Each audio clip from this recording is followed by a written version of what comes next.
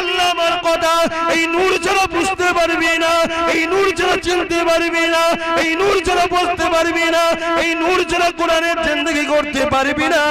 এই কোরআন মানতে গেলে রাসূল চিনতে লাগবে, কোরআন মানতে গেলে রাসূল ধরতে লাগবে, কোরআন মানতে গেলে রাসূলকে আপন বানাতে হবে, কোরআন মানতে গেলে রাসূলকে ফলো করতে হবে। তাই তো আম্মা জান বললেন কানা খুলুকুল্লাহুল কোরআন, আমার নবীর লাইফ স্টাইলটাই হলো কোরআন। কারণ আল্লাহ নবী যখন দরবারে বসেছিলেন মদিনা নববী শরীফে, এমন সময় একজন মানুষ আসলো, আল্লাহ নবীকে সালাম জানিয়ে জানতে চাইলেন, ইয়া রাসূলুল্লাহ হাবিবাল্লাহ, আমার আব্বা জান দুনিয়াতে চলে গেছে।